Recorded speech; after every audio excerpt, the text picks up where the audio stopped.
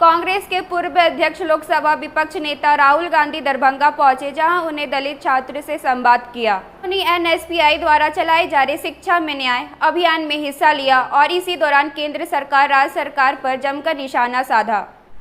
राहुल गांधी ने कहा कि बिहार का 24 घंटा अन्याय जारी है और राज्य का पूरा सिस्टम फेल हो चुका है।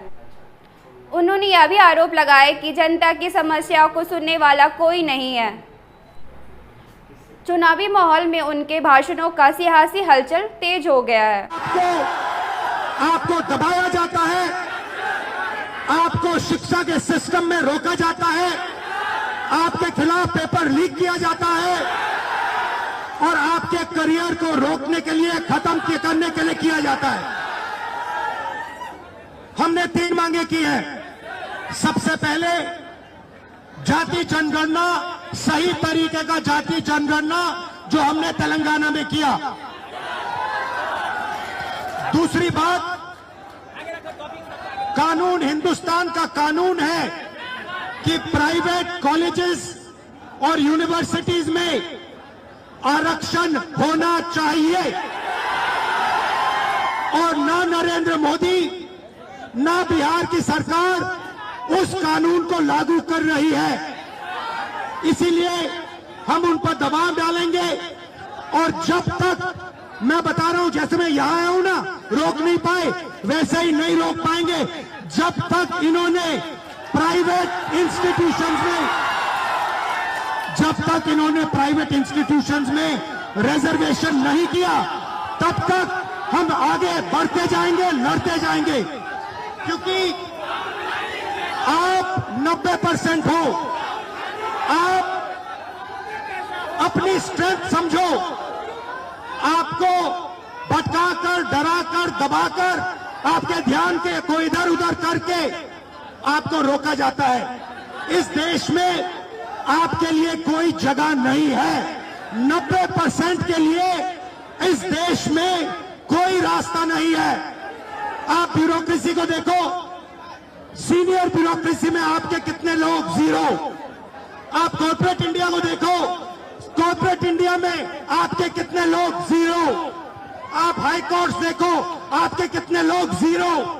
आप एजुकेशन सिस्टम के मालिकों को देखो, मेडिकल सिस्टम के मालिकों को देखो, आपके लोग कितने, 0।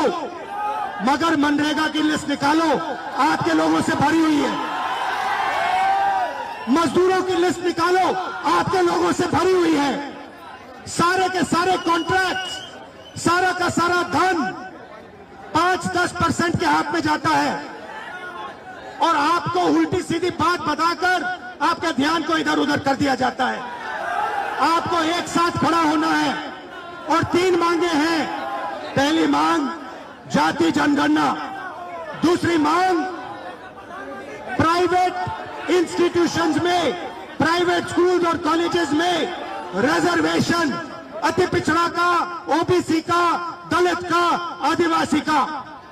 तीसरी बात, एससी एसटी सब प्लान, जो आपका पैसा है, जो आपको नहीं दिया जाता है, आपको वो दिया जाना चाहिए।